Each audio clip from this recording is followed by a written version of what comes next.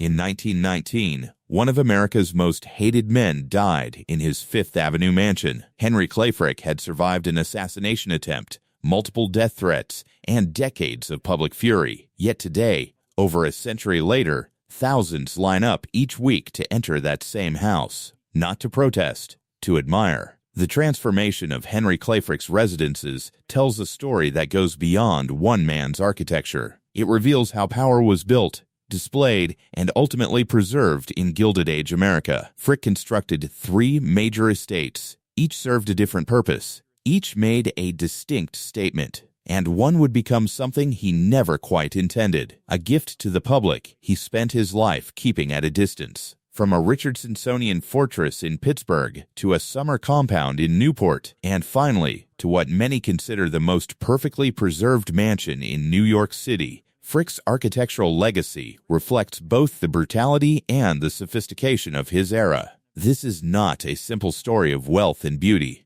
The mansions Frick built were financed by one of the bloodiest labor conflicts in American history. They were designed by the finest architects money could buy, and they were filled with objects carefully chosen to cement his place not just among the rich, but among the cultured. What makes Frick's architectural story remarkable is not that he built grand houses. Many did. It's that his survived. While the Vanderbilt mansions fell to wrecking balls and the Astor palaces became distant memories, Frick's New York residence endured. The question is why? If you enjoy these documentaries of Gilded Age architecture and the families who built these extraordinary homes, please like this video and subscribe. Your support makes these deep dives possible. I would also love if you gave a comment if you have additional insights on the topic.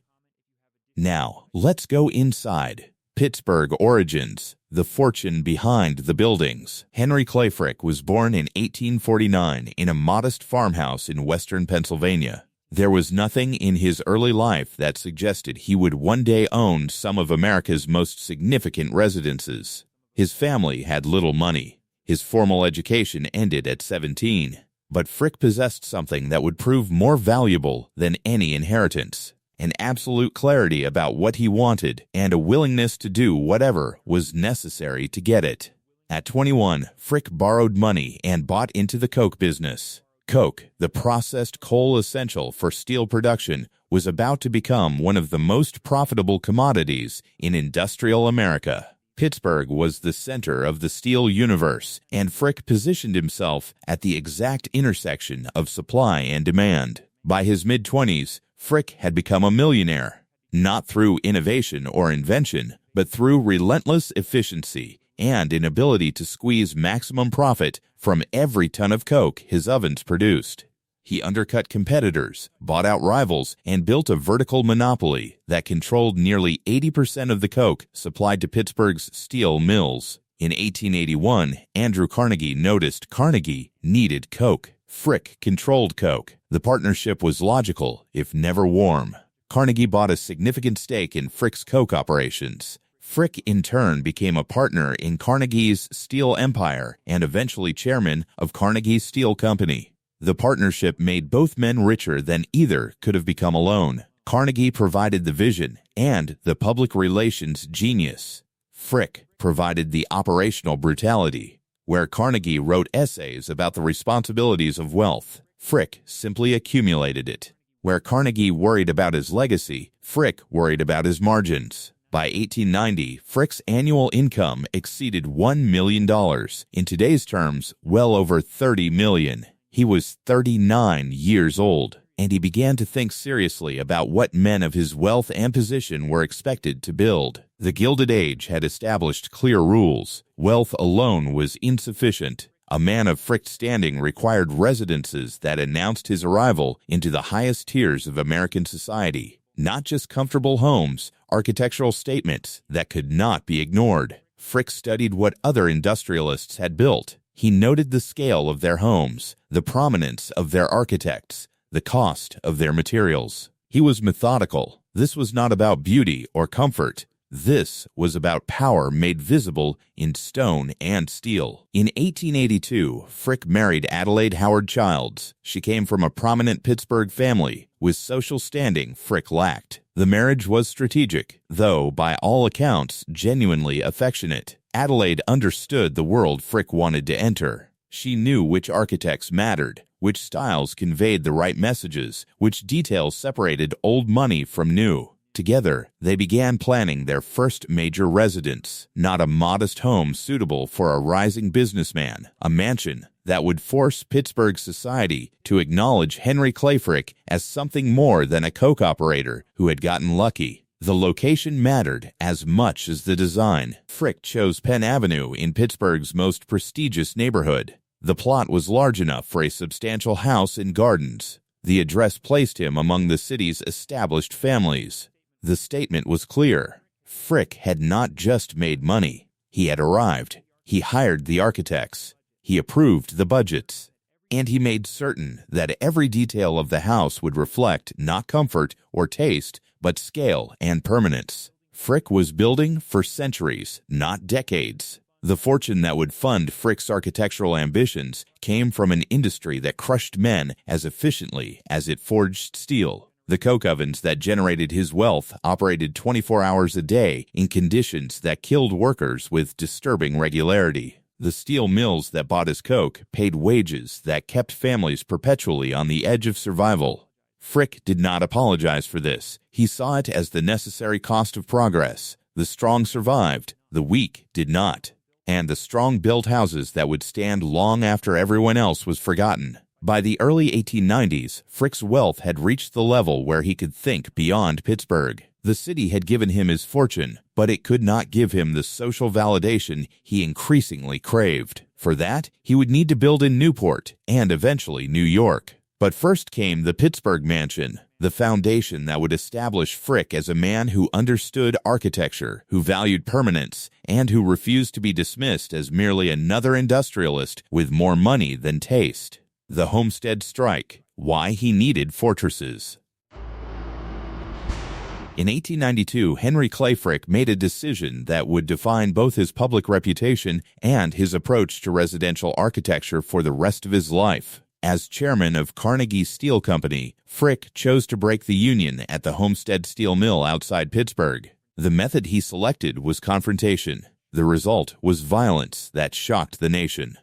The Amalgamated Association of Iron and Steel Workers was one of the most powerful unions in America. The workers at Homestead expected to negotiate a new contract. Frick had different plans. He would not negotiate. He would replace them. Frick built a fence around the Homestead plant topped with barbed wire, watchtowers at the corners, searchlights. Workers called it Fort Frick. The message was unambiguous. The mill would operate, with or without them. On July 6, 1892, Frick sent 300 Pinkerton guards up the Monongah River on barges to take control of the plant. The workers were waiting. What followed was a Daeong battle. Guns on both sides. 10 men died. Dozens more were wounded. The Pinkertons eventually surrendered, though the Pennsylvania militia arrived days later to enforce Frick's authority. The strike was broken, the Union destroyed, and Henry Clay Frick became the most hated man in industrial America. 2 weeks later, a young anarchist named Alexander Berkman entered Frick's office. Berkman carried a revolver and a sharpened file. He shot Frick twice, stabbed him repeatedly. Frick fought back, and with help from others in the office, Berkman was subdued. Frick refused to leave for the hospital until the day's work was complete. He had the bullets removed, the wounds stitched, and returned to his desk. The next morning, he was back in the office. The message to workers, to competitors, to anyone who might question his resolve: Henry Clay Frick could not be intimidated.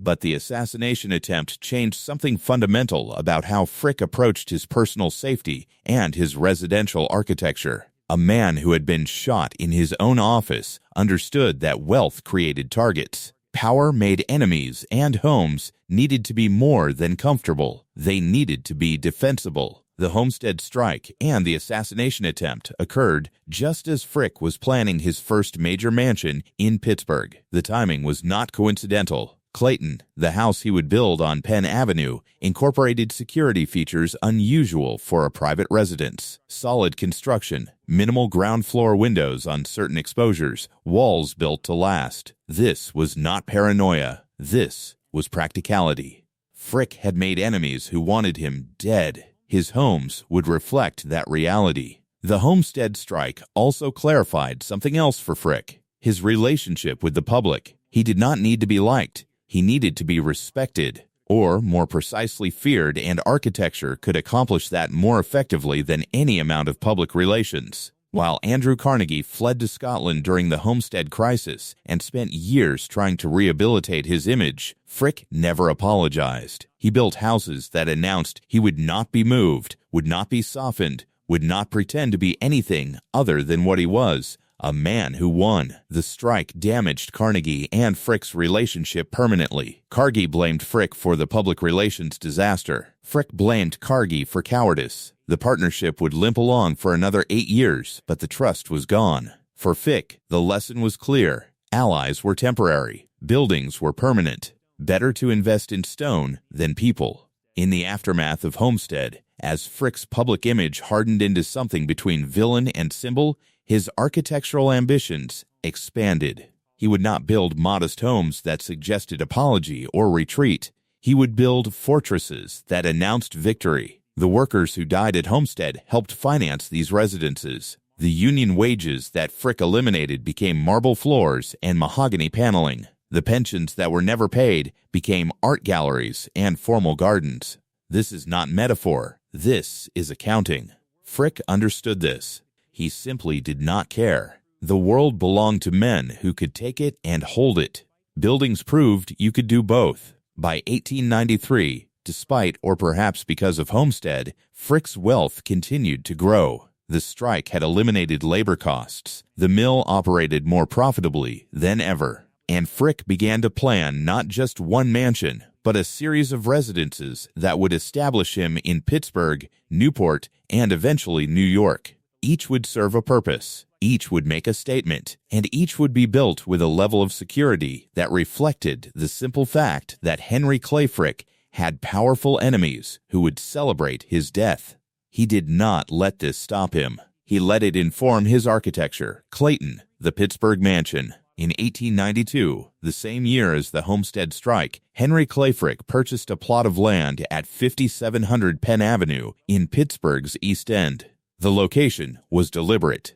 Penn Avenue was where Pittsburgh's wealthiest families built their homes. The neighborhood represented everything Frick wanted: proximity to power, distance from the mills, and an address that announced arrival. The house Frick would build there, which he named Clayton, was designed to send a specific message to Pittsburgh society. This was not the home of a coke operator or a steel manager. This was the residence of a man who intended to be remembered.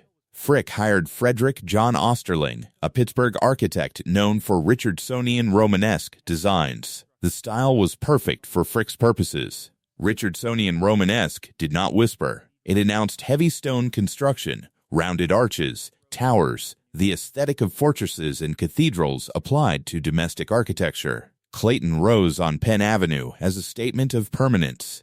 The exterior was Indiana limestone and brick, not painted wood that would need maintenance, not materials that suggested temporary wealth, stone that would outlast the families who lived nearby. The house contained 23 rooms across 4 floors. This was substantial, but not excessive by Gilded Age standards. The Vanderbilts were building homes with 70 rooms. The Ayers had ballrooms that could hold 1,000. Frick's Pittsburgh mansion was impressive without being ostentatious. He wanted respect, not spectacle. The first floor established the house's purpose immediately. A large reception hall greeted visitors with dark wood paneling and a grand staircase.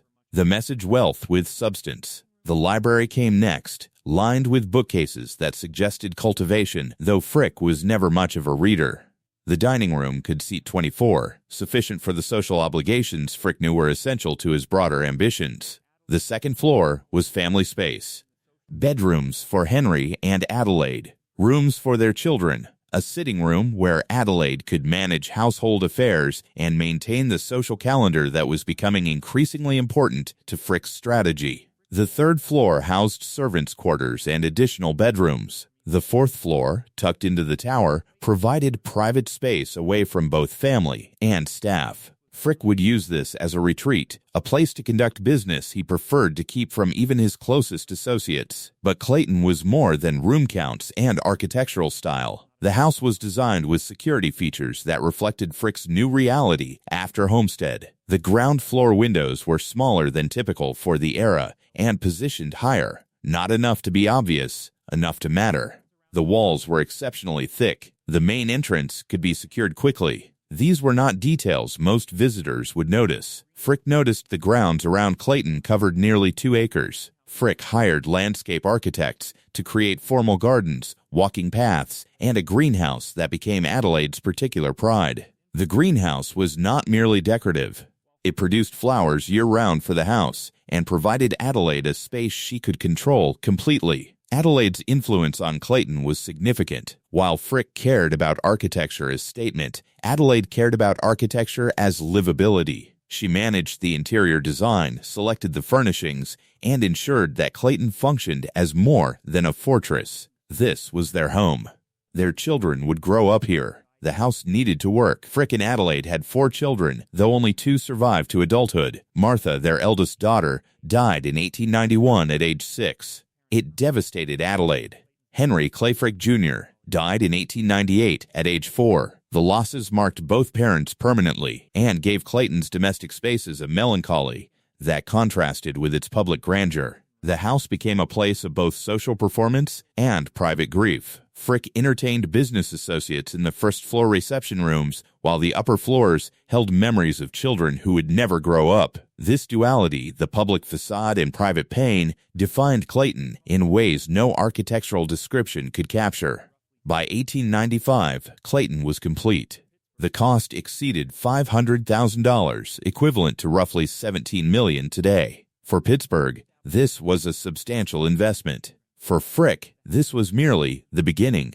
Clayton established Frick as a serious architectural patron. The house demonstrated that he understood quality construction, appropriate design, and the importance of location. Pittsburgh society could not dismiss him as uncultured new money.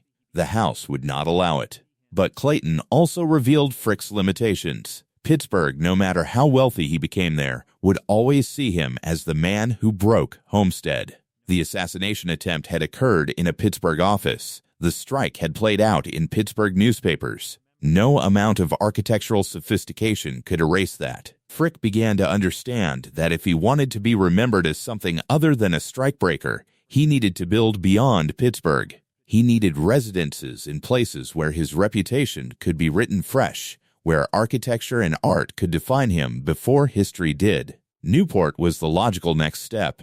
Every major industrialist maintained a summer residence there. The concentration of Gilded Age wealth in one small Rhode Island town made it essential for anyone with serious social ambitions. Frick had those ambitions. New York would come later. That required more wealth, more art, more careful planning. But Newport could happen now. Clayton served its purpose. It gave Frick a home base in Pittsburgh.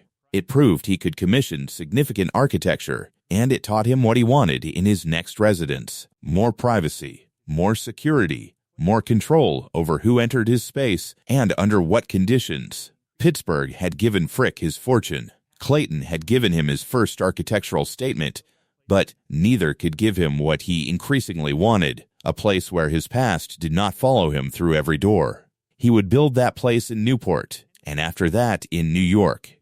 Eagle Rock, the Newport estate. In 1899, Henry Clay Frick paid $295,000 for a property in Newport, Rhode Island. The location was Pride's Crossing, an area just outside Newport's most concentrated mansion district. The plot offered something Frick valued more than proximity to neighbors: privacy. Eagle Rock, as Frick named the estate, would become his summer headquarters for the next 2 decades. But calling it a summer cottage, as Newport residents euphemistically labeled their massive estates, missed the point. Eagle Rock was a year-round capable residence designed to demonstrate that Frick belonged among families whose wealth predated the Civil War. Frick hired Peabody and Stearns, a Boston architectural firm with an impressive Newport portfolio. They had designed dozens of summer estates for families like the Vanderbilts and Whitneys. Their style combined English country house aesthetics with American scale. exactly what Frick wanted. The house itself was substantial without being the largest on the island. Estimates suggest 30 to 40 rooms, though exact numbers vary in historical records. The exterior was shingle style, a popular choice for Newport estates that suggested informal elegance rather than European palace pretensions. But informal was relative. Eagle Rock's shingle facade covered a house built with the same attention to quality construction that had defined Clayton. Thick walls, superior materials, details that would last. Frick did not build anything that might require replacement in his lifetime. The first floor centered on spaces designed for entertaining. A large hall welcomed guests and provided access to the principal rooms. The living room could accommodate several dozen people comfortably. The dining room seated 20. These were not intimate family spaces. These were rooms built for the social performance required of anyone who wanted to matter in Newport. Frick's library at Eagle Rock received particular attention. Unlike Clayton's library, which was more display than function, the Newport Library became a working space where Frick conducted business during summer months. Telegraph access kept him connected to Pittsburgh and New York. The room's design balanced comfort with the formality expected of a serious collector. Adelaide's influence at Eagle Rock was even more pronounced than at Clayton. She managed the household, directed the staff, and orchestrated the social calendar that justified the estate's existence. Newport society operated on strict rules. Adelaide understood those rules better than Henry ever would. Her fluency in social protocol made Eagle Rock functional in ways architecture alone could not achieve. The grounds at Eagle Rock exceeded 10 acres. Frick hired landscape architects to create gardens that rivaled anything else in Newport. Formal plantings near the house transitioned to more natural landscapes toward the property's edges. Walking paths allowed residents and guests to tour the grounds while maintaining the carefully cultivated impression that this was all effortlessly beautiful. A critical feature of Eagle Rock was its separation from neighbors. Unlike many Newport estates that crowded together along Bellevue Avenue, Eagle Rock sat back from the road with substantial buffer zones. Frick could entertain without worrying about proximity to families who might still remember Homestead. Distance created the possibility of redefining his image. Newport's summer season ran from June through September. During those months, Eagle Rock operated as Frick's primary residence. He commuted to New York and Pittsburgh as business required, but Newport became the family's center during the crucial months when society gathered. The estate's staff during summer months exceeded 20 people: groundskeepers, housemaids, kitchen staff, personal servants. Running Eagle Rock was a logistics operation that Adelaide managed with the precision of a military campaign. Every meal, every guest, every social obligation was planned, executed, and analyzed for its impact on the family standing. Frick used Eagle Rock to cultivate relationships that would prove valuable in his next major project, establishing himself in New York. Newport provided access to families who controlled New York society. The heirs summered in Newport. The Vanderbilts maintained multiple properties there. Meeting these families on neutral ground, away from the industrial reputations that followed men like Frick, created opportunities that would not exist in Pittsburgh. But Newport also revealed the limits of Frick's social ambitions. He was welcomed at certain events. He was excluded from others. Old money families accepted his presence without granting him full membership in their world. His fortune was too new, his reputation too violent, and no amount of architectural sophistication could fully erase that. Frick began to understand that Newport was a stepping stone, not a destination. The families who mattered most spent winters in New York. That was where power concentrated when the weather turned. That was where Frick needed to establish himself permanently. Eagle Rock served another purpose beyond social positioning. The estate gave Frick's surviving children, Helen and Childs, a place to spend summers away from Pittsburgh's industrial grime. Both children developed attachments to Newport that would last their entire 25 Kulturen lives. Helen, in particular, would remain connected to Eagle Rock after her father's death. The estate's architecture reflected lessons Frick had learned at Clayton. Security remained important, but less obvious. The layout provided clear separation between public and private spaces, and the overall design emphasized quality and permanence without the fortress-like appearance that had characterized his Pittsburgh mansion. During the 18 years Frick owned Eagle Rock, Newport evolved from a collection of summer cottages to a competition in architectural excess. The Breakers, Marble House, Rosecliff. Each new mansion raised the stakes. Frick watched this evolution with interest, but did not participate in the escalation. Eagle Rock was sufficient for his purposes. His real architectural ambitions were focusing elsewhere. By 1910, Frick was spending less time at Eagle Rock. Business kept him in New York more frequently. His art collection was growing beyond what the Newport house could properly display, and he was beginning to plan what would become his ultimate architectural statement, a Manhattan residence that would serve as both home and gallery. Eagle Rock had accomplished what Frick needed. It established him in Newport society.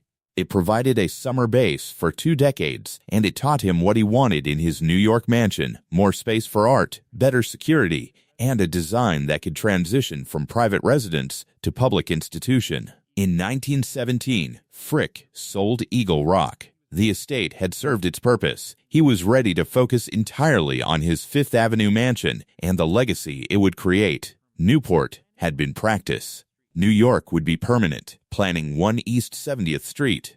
By 1912, Henry Clay Frick had decided that his architectural legacy would be written in New York City. He was 63 years old. His fortune exceeded $100 million, and he wanted to build something that would outlast every temporary structure the Vanderbilts and heirs had erected. Frick had been considering a major New York residence for nearly a decade. He had rented mansions on Fifth Avenue while searching for the right property. Location mattered enormously. The address needed to announce importance while providing enough land for the scale of house Frick envisioned. In 1913, Frick purchased the entire block front on Fifth Avenue between 71st and 72nd Streets. The property faced Central Park directly. The plot was enormous by Manhattan standards, 150th on Fifth Avenue and 205th deep. The cost was $2,450,000, equivalent to roughly $75 million today, just for the land. The location was perfect, far enough uptown to avoid the commercial encroachment that was already destroying the earlier Fifth Avenue mansions, close enough to the established wealth of the 60s and 70s to matter socially and directly across from Central Park, which meant the southern views could never be blocked by future construction. Frick knew exactly what he did not want. He did not want a French chateau like the Vanderbilt houses that were already looking dated. He did not want ostentatious display that would be dismissed as nouveau riche excess, and he did not want anything that could not be converted eventually into a public institution. This last point was critical. Frick had been thinking about legacy in increasingly specific terms. Andrew Carnegie was spending his final years giving away his fortune and building libraries with his name on them. Frick had watched this with interest, but Frick's ego demanded something different. Not his name on 100 buildings, his name on one perfect building. The mansion on 70th Street would be designed from the beginning to become a museum after his death, not immediately. Adelaide would live there as long as she wanted, but eventually the house would open to the public. Frick would be remembered not as the man who broke Homestead, but as the man who gave New York one of its greatest cultural institutions. For this vision to work, the architecture had to be exceptional. Museum quality in every detail, built to last centuries, not decades, and designed with enough flexibility that conversion from residence to public gallery would be seamless. Frick interviewed several architectural firms before selecting Kerr and Hastings. The firm had designed the New York Public Library, one of the most acclaimed Beaux-Arts buildings in America. Their reputation was exactly what Frick needed: serious, classical, permanent. Thomas Hastings took the lead on the Frick project. Hastings understood immediately what Frick wanted: a residence that looked like it had always existed and always would. No architectural fads, no details that would date the building. Pure Beaux-Arts classicism executed at the highest level. The design process took over a year. Hastings proposed a limestone mansion in the French neoclassical style, 3 stories visible from the street, a 4th story set back behind a balustrade. The proportions were carefully calculated to balance monumentality with residential scale. This was a home, not a government building. The distinction mattered. Frick insisted on certain features: a picture gallery that could display his art collection properly, a library that would function as both private retreat and public reading room after his death, a garden court that would bring natural light into the center of the building, and security throughout that was sophisticated but invisible. The budget was essentially unlimited. Frick told Hastings to design the building correctly, and the cost would follow. Final estimates suggested construction would exceed $5 million, equivalent to roughly $150 million today. Frick approved without hesitation.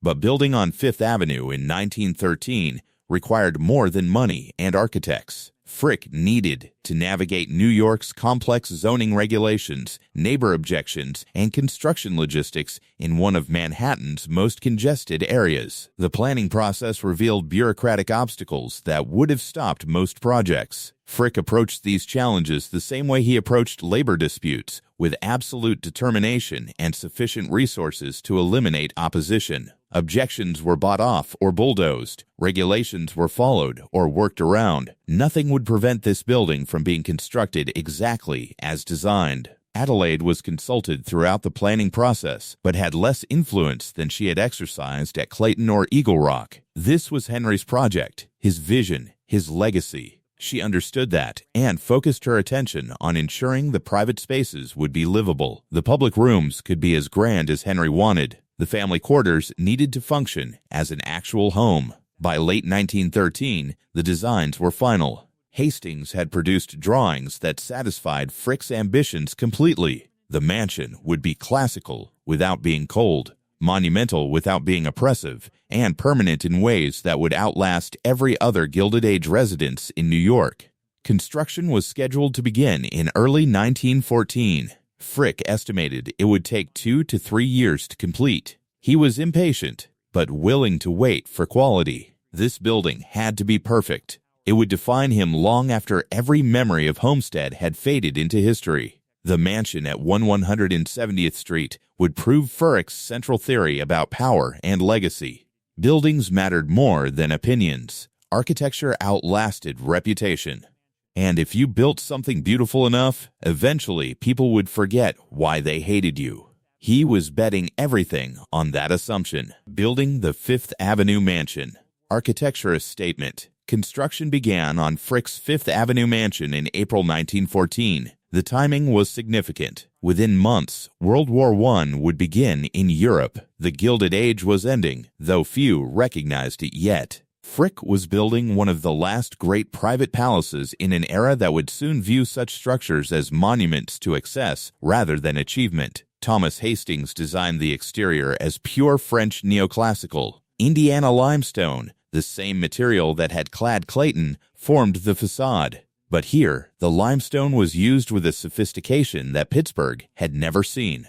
Every block was cut to precise specifications. Every joint was invisible. The effect was a building that appeared carved from a single piece of stone rather than assembled from thousands. The proportions were extraordinary. The mansion stretched 1140ft along Fifth Avenue, 76 if deep, 3 primary floors, plus a recessed fourth floor behind a stone balustrade. The height was calculated to balance presence with elegance, tall enough to command attention, restrained enough to avoid the chateau excess of the Vanderbilt mansions just blocks south. The entrance sat precisely at the center of the Fifth Avenue facade, a single door flanked by columns and topped with a carved limestone pediment. Not the grand porte-cochere many mansions featured, not multiple entrances for different social classes. One door. The message. This was an invitation-only residence. Hastings used classical elements throughout, but avoided archaeological literalism. The columns were Doric in inspiration,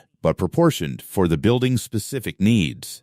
The windows were tall rectangles with subtle surrounds, no elaborate pediments or carved details. The roofline was clean, broken only by chimneys set back from the facade. Every decision served the goal of timeless elegance. The construction process was methodical and expensive. Frick hired the George A. Fuller Company, one of New York's premier builders. Fuller had constructed the Flatiron Building and dozens of major projects. Their reputation for quality matched Hastings's architectural ambitions. The foundation went down 30 feet, far deeper than typical for residential construction. Frick wanted structural permanence that would last centuries. The basement level included storage for art, wine cellars, mechanical systems, and staff spaces. Nothing was left to chance. Every system was engineered for reliability and longevity. The steel frame that supported the mansion was over-engineered deliberately. The building could have been constructed with lighter materials, but Frick insisted on structural capacity that exceeded any residential requirement.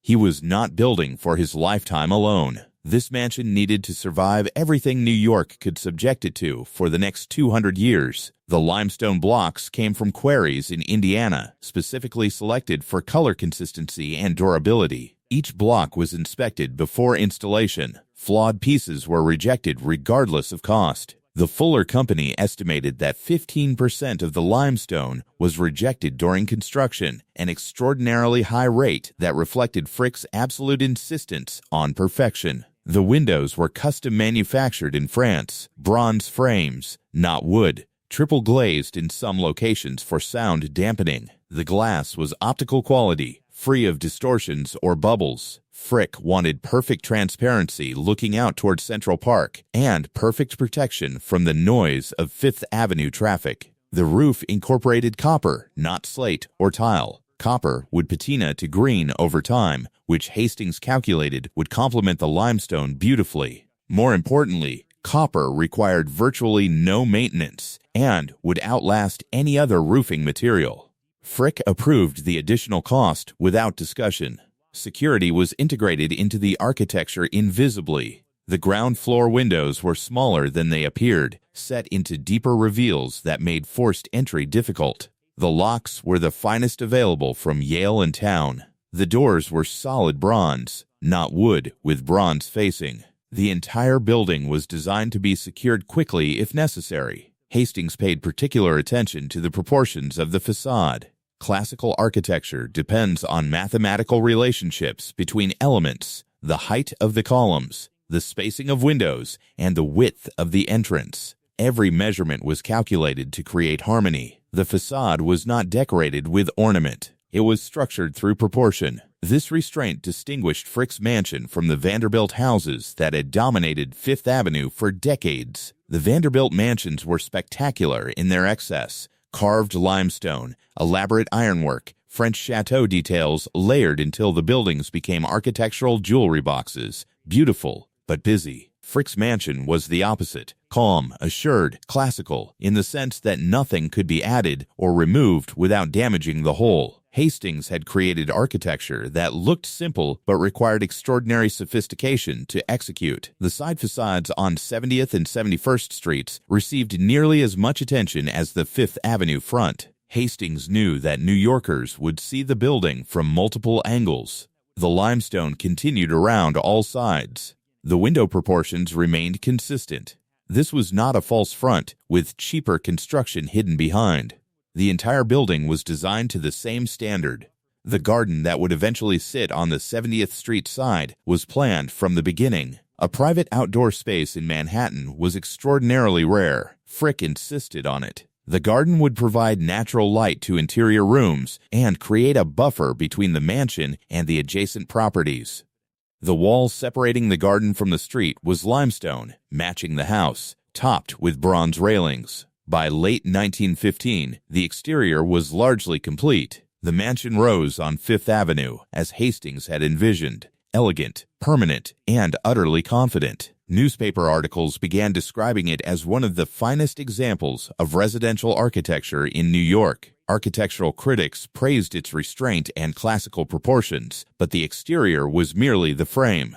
The interior would take another 2 years to complete, and that was where Frick's true ambitions would become clear. This was not just a house. It was a gallery designed to display one of the greatest private art collections in America. The challenge facing Hastings and the interior designers was creating spaces that functioned as both residence and museum. Rooms needed to feel comfortable enough for family life while being formal enough to display Rembrandt and Vermeer. The balance was delicate and would require extraordinary attention to detail. Frick supervised the construction personally. He visited the site regularly, inspecting work and demanding corrections when anything failed to meet his standards. The Fuller Company quickly learned that Frick would accept nothing less than perfection. Cost overruns were irrelevant. Quality was everything. By early 1917, the exterior was complete, and interior work was accelerating. Frick was 77 years old. He wanted to live in the house while he still could. The construction timeline was compressed as much as quality would allow.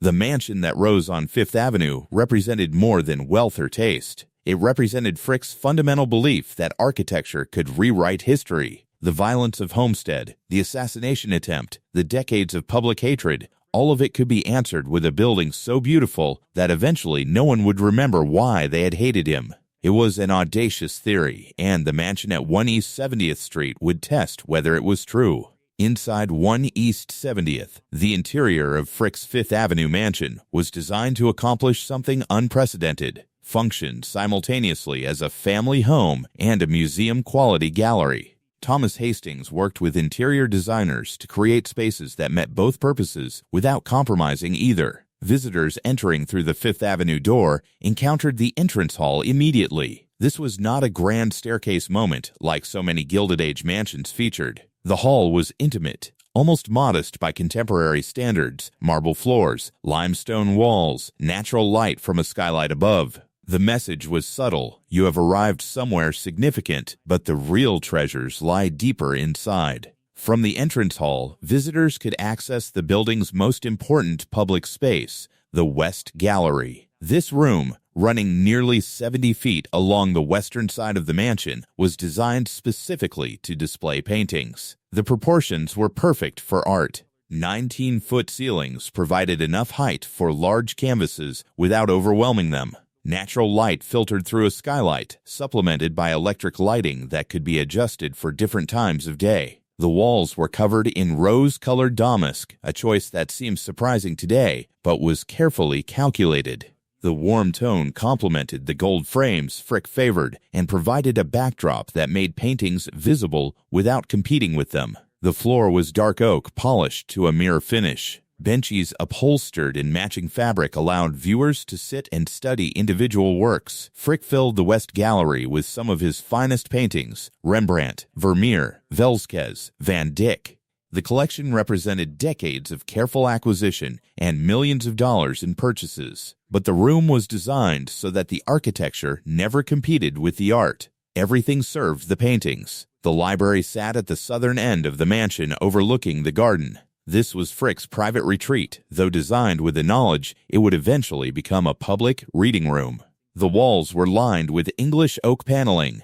The ceiling featured painted panels. A marble fireplace dominated one wall. The furniture was comfortable but formal, balancing Frick's personal use with the room's future institutional function. The library's windows faced the garden court, which brought extraordinary natural light into what could have been a dark interior space. This was Hastings's genius, using the garden not just as outdoor space, but as a light well that illuminated multiple rooms throughout the mansion. The living hall occupied the center of the first floor and served as the mansion's social heart. This was where Frick entertained guests before dinner, where Adelaide received visitors during her calling hours, and where the family gathered when they wanted to be together rather than in their private quarters. The room combined Renaissance furniture, classical architecture, and carefully selected paintings into a space that felt substantial without being overwhelming. A massive organ sat at one end of the living hall. Frick was not musical, but organs were expected in mansions of this caliber. More importantly, music was part of the social performance required of families at this level. The organ stayed. The dining room could seat 14 comfortably, expandable to 20 for larger dinners. The table was English oak. The chairs were covered in needlepoint Adelaide had commissioned. Paintings lined the walls, though the lighting here was more subdued than in the galleries. This was a functional space where meals happened daily, not just a display room. The second floor was entirely private, reserved for family and guests. Frick's bedroom suite occupied the southern corner with windows facing both Fifth Avenue and the garden. The bedroom was surprisingly modest for a man of his wealth. Good furniture, comfortable but not ornate, a private bathroom with the latest fixtures, a dressing room, nothing excessive. Adelaide's suite mirrored Henry's on the northern side. Her rooms were more elaborately decorated with French furniture and fabrics she had selected personally. She had a private sitting room where she managed household affairs and maintained the social calendar that had become less important as they aged, but still required attention. Guest bedrooms filled the remainder of the second floor. Each was decorated individually, but maintained the mansion's overall aesthetic of quiet elegance. These were comfortable rooms designed for extended visits from family and the very few friends Frick trusted enough to invite into his private spaces. The third floor housed additional guest rooms and staff quarters for personal servants. The separation was absolute.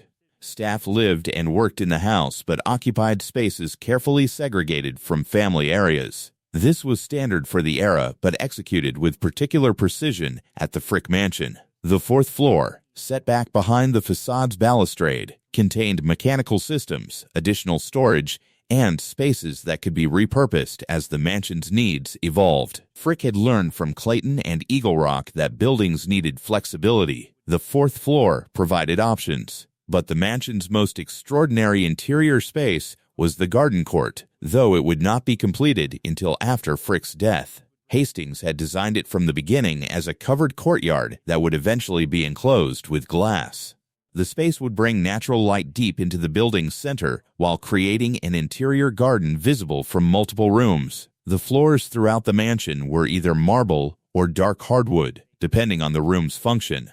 Gallery spaces received marble for durability and acoustics. Private spaces received wood for warmth. Every material choice served a specific purpose. The walls varied by room but maintained consistency and quality. Limestone in the entrance areas, wood paneling in the library and dining room, fabric-covered walls in the galleries to provide appropriate backgrounds for paintings, and plaster in the private quarters. Each surface was executed at the highest level available. Hastings paid extraordinary attention to doorways and transitions between spaces. Every door was custom designed for its location. Bronze hardware throughout, not brass or cheaper metals. The proportions of each doorway are related to the proportions of the rooms they connect. Nothing was standard. Nothing was off the shelf. The electrical system was state-of-the-art for 1917. Edison's company personally supervised the installation. Lighting could be adjusted in every room.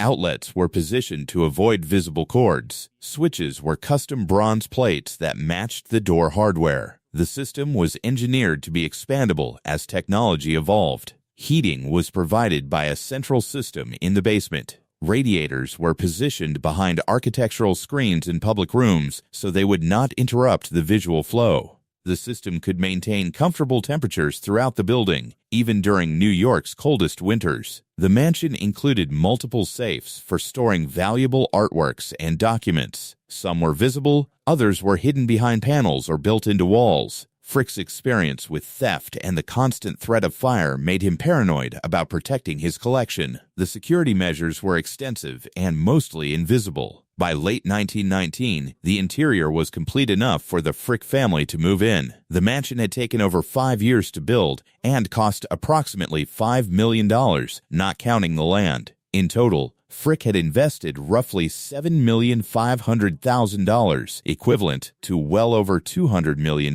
today. The house at 1 East 70th Street was everything Frick had envisioned. Perfect proportions, museum-quality spaces, security throughout, and a design that would allow seamless conversion to a public institution when the time came. He had 2 months to enjoy it. Henry Clay Frick died on December 2nd, 1919. Frick versus the other Fifth Avenue palaces. To understand what made Frick's mansion distinctive, you need to see it in context. By 1914, Fifth Avenue had become the most concentrated display of private wealth in American history. Within 20 blocks, more mansions existed than in any comparable area worldwide. Each was a statement.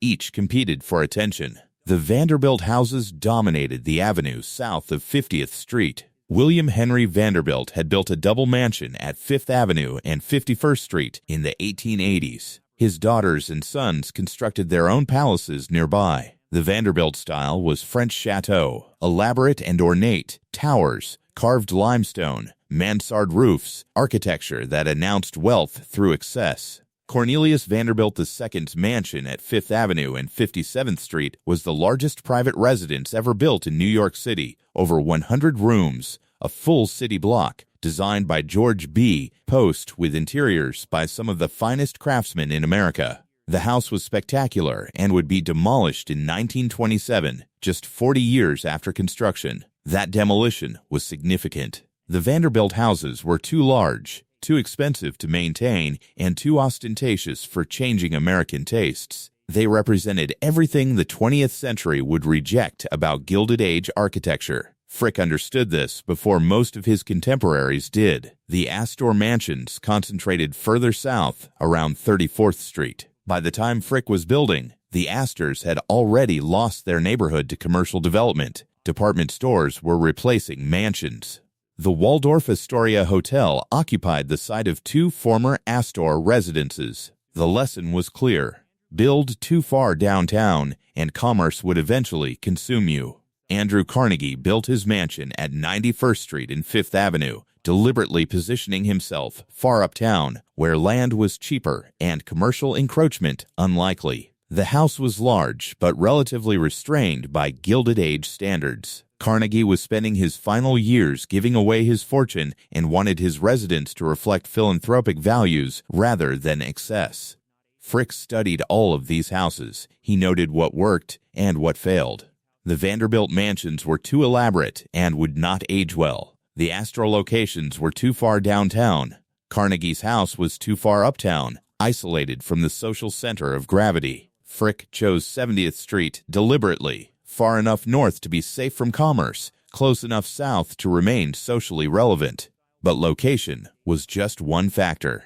Architectural style mattered enormously. The French chateau style was already looking dated by 1914. Renaissance Revival, which some mansions used, was too busy. Gothic Revival was too eccentric for a residence. Frick and Hastings chose neoclassical because it was timeless. Classical architecture had lasted 2,000 years. It would last another 200. The comparison that mattered most to Frick was with J.P. Morgan's library at Madison Avenue and 36th Street. Morgan had built a separate structure to house his collection, a classical building designed by McKim, Mead & White. The library was widely praised as one of New York's finest buildings. Frick wanted something similar, but integrated into a residence rather than separated from it. Frick's mansion succeeded where others failed because it was built from the beginning as a public institution that also happened to function as a private home.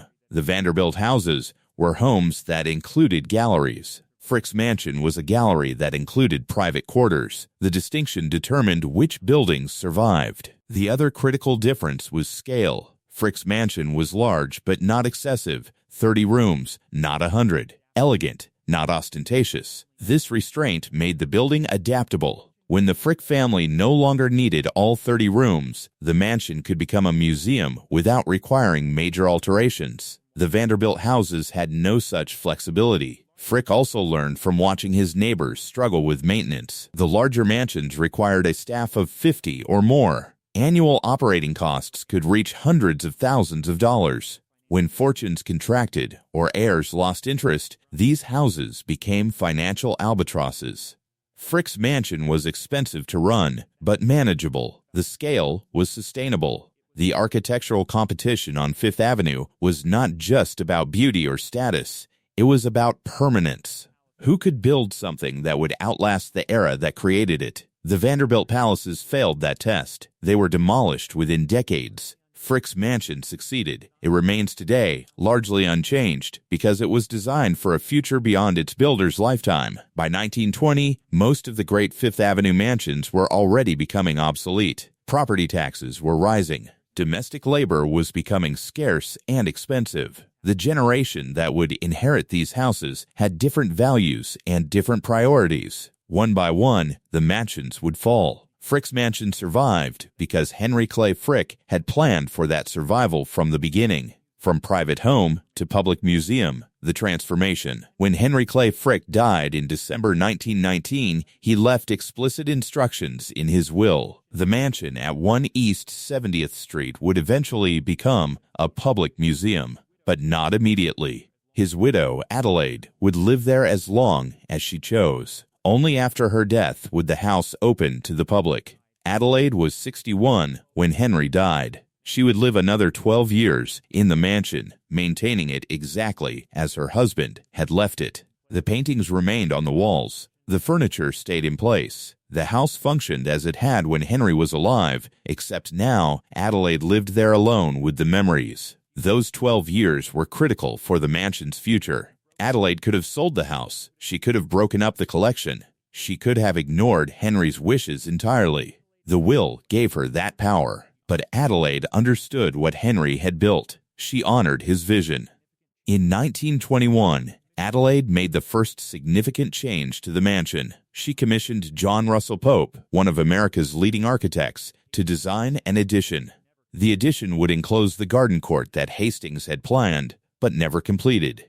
Pope created a glass-roofed courtyard that brought natural light into the center of the building while creating one of the mansion's most beautiful spaces. The garden court became the heart of the transformed museum. Pope designed it with classical proportions that complemented Hastings's original work perfectly. Columns surrounded a central fountain. Plants and flowers created a living garden inside the mansion. The space provided both beauty and function, serving as a transition point between gallery spaces. Pope also designed a new reception hall and made modifications to several rooms to improve traffic flow for visitors. These changes were subtle but essential. A private residence and a public museum have different circulation requirements. Pope's work allowed the mansion to function as both without compromising the architecture Hastings had created.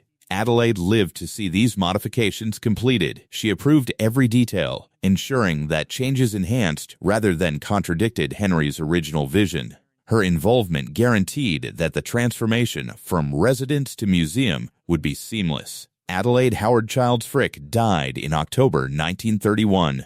She was 73 years old. Her death triggered the final phase of the mansion's transformation. The Frick Collection, as it would be known, could now open to the public. The trustees of Frick's estate faced enormous challenges. The Great Depression began in 1929. Millions were unemployed. Museums were struggling. Opening an institution dedicated to displaying the treasures of a robber baron seemed tone-deaf at best, offensive at worst. But the trustees proceeded. Frick's will had provided an endowment to support the museum. The endowment was sufficient to cover operations even during the Depression, and there was growing recognition that preserving great art collections served the public good, regardless of how those collections had been assembled. The transformation required relatively modest physical changes. The second-floor private quarters were converted to administrative offices and storage. The first-floor galleries remained essentially unchanged. The garden court became the central public space. Additional gallery space was created where possible without compromising the building's residential character. The Frick Collection opened to the public in December 1935.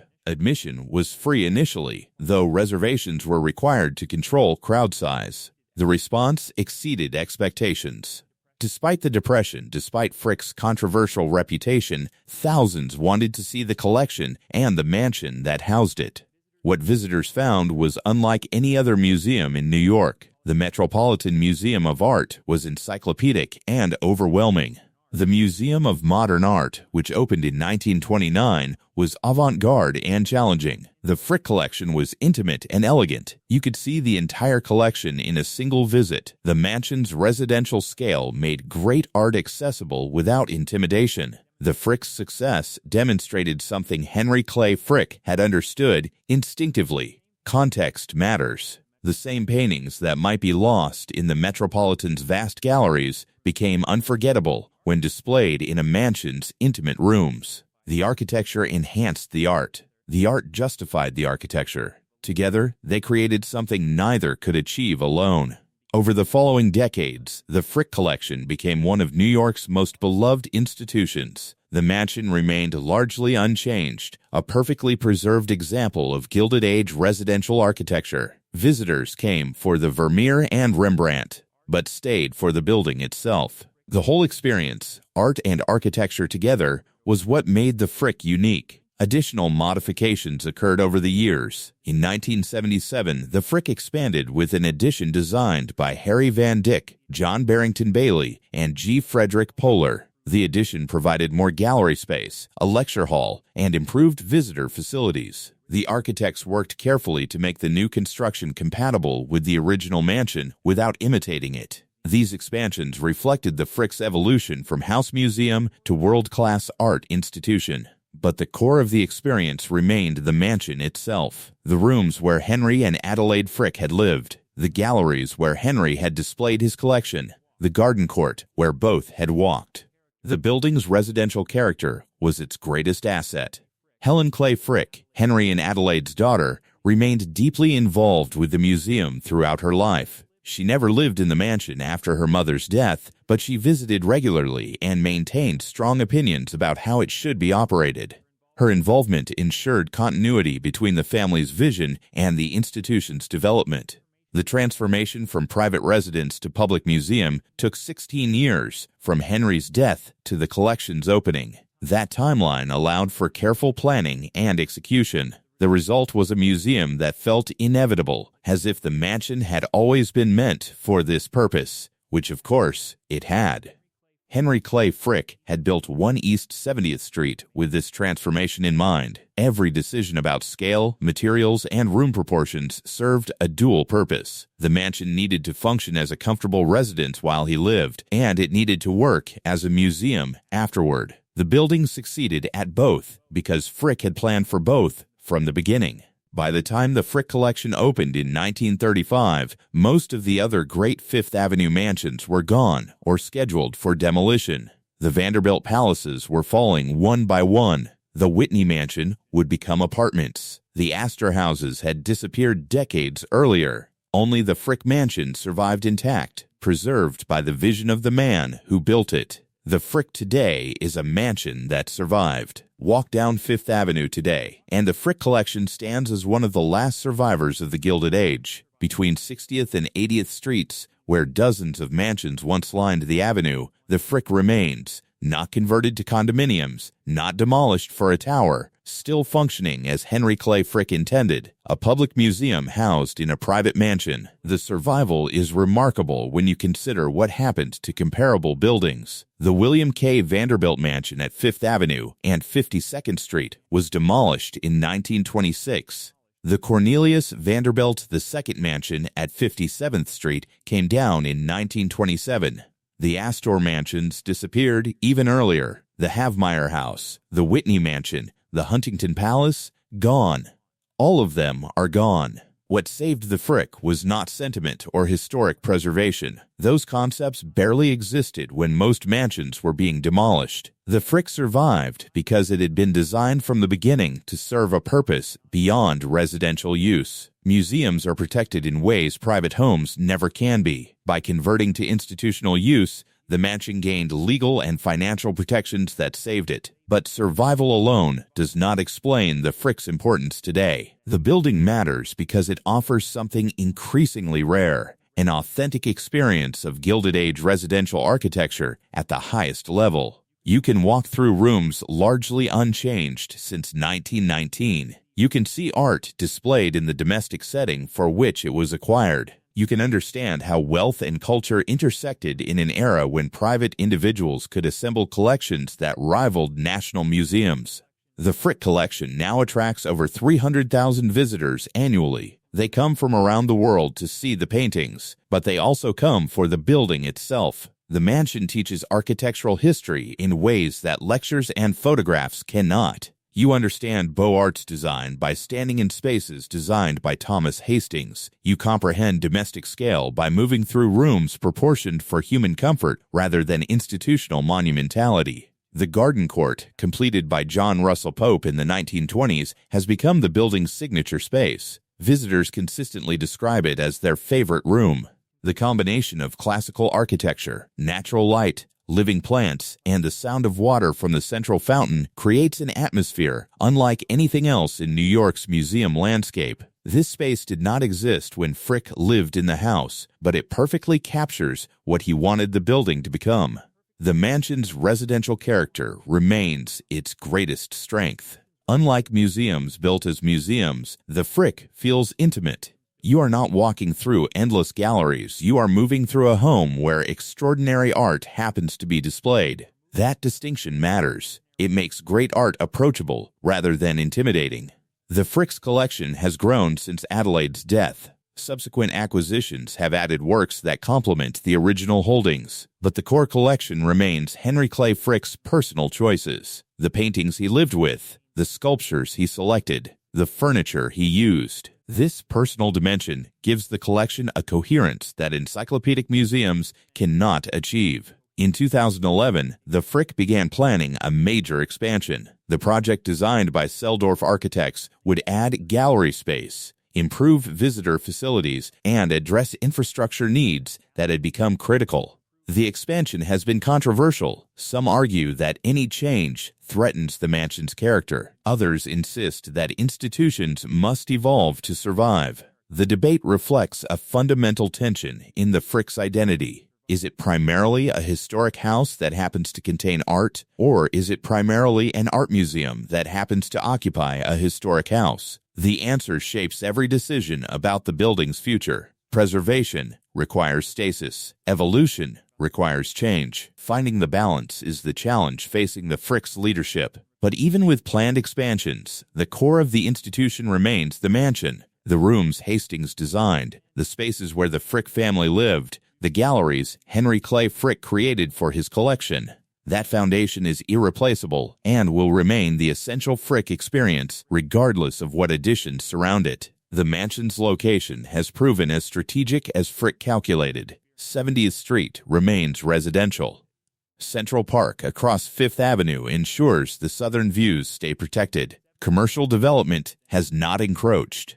The neighborhood context that made the location perfect in 1913 continues to make it perfect today. Property values on Fifth Avenue have increased beyond anything Frick could have imagined. The land alone where the Frick sits would be worth hundreds of millions of dollars. The pressure to monetize that value must be enormous. Yet the museum remains, protected by its nonprofit status, secured by Frick's endowment, preserved by the understanding that some things matter more than maximum financial return. The Frick Collection's operating budget now exceeds $20 million annually. Income comes from the endowment Frick established, supplemented by admission fees, memberships, and donations. The endowment has grown substantially over the decades through careful management. Frick's initial provision has ensured the museum's financial stability for over a century. Staffing has evolved from a domestic household to a professional museum operation. Curators, conservators, educators, and security personnel. The Frick employs over 100 people. The mansion, built for a family of 4, now supports an institution serving hundreds of thousands annually. The building's flexible design has accommodated this transformation without requiring major structural changes. Technology has been integrated carefully to avoid damaging the historic character. Climate control maintains stable conditions for art preservation. Security systems protect the collection. Lighting has been updated to modern museum standards. These systems are essential, but invisible, hidden in spaces Hastings designed with future adaptation in mind. The Frick Collection has become something Henry Clay Frick predicted, but never saw. Proof that architecture can outlast reputation. The violence at Homestead happened. The assassination attempt happened. The decades of public hatred happened. But today, when millions know the Frick Collection, relatively few remember the Homestead strike. The mansion has rewritten Frick's story exactly as he hoped it would. This transformation from robber baron's home to beloved institution reveals something about American memory. We are willing to separate art and architecture from the means used to acquire them. We can admire beauty while acknowledging the brutal history that financed it. The Frick Collection exists in that moral complexity, offering no easy answers, but providing a space where questions can be contemplated. The mansion at 1 East 70th Street stands today as Henry Clay Frick built it. Classical proportions, timeless design, museum-quality spaces, a building that has outlasted the era that created it and will likely outlast several more. Whether that represents vindication of Frick's vision or merely the durability of great architecture depends on how you choose to see it. 3 mansions tell the story of Henry Clay Frick's architectural ambitions. Clayton in Pittsburgh established him as a serious patron and taught him what wealth could build. Eagle Rock in Newport gave him access to the families who controlled American society and showed him the limits of acceptance. 1 East 70th Street in New York became his ultimate statement, a residence designed to outlast memory itself. The buildings Frick commissioned were not simply homes. They were arguments made in stone, arguments that power could be transformed into culture, that wealth could purchase immortality, that a man reviled in his lifetime could be remembered differently if he built something beautiful enough. Whether those arguments were successful depends on what you value. The Frick Collection is one of America's great cultural institutions. Millions have experienced art and architecture there in ways that have enriched their lives. That is Frick's legacy, and it is substantial. But the mansion was built with money extracted from workers whose names we will never know. The elegance of its proportions and the quality of its collection do not erase that history. They coexist with it. The Frick Collection is both a gift to the public and a monument to the inequality that made such gifts possible. What makes the Frick story remarkable is not that Frick built mansions. Dozens of Gilded Age industrialists did that. What makes it remarkable is that Frick's mansion survived when almost all the others disappeared. He understood something his contemporaries missed. Buildings that serve public purposes are protected in ways private residences never can be. The mansion at 1 East 70th Street endures because Henry Clay Frick planned for its endurance from the first architectural drawing. He built for centuries, not for his lifetime. And he won his bet. The building stands. The collection remains. And the man who could not escape his past during his life has been partially redeemed by architecture after his death. Thank you for watching. If you found this exploration of the Frick Mansions valuable, please subscribe and consider supporting the channel. The story of how these buildings were created and what they reveal about their era deserves to be preserved, just as the mansion itself has been preserved for future generations.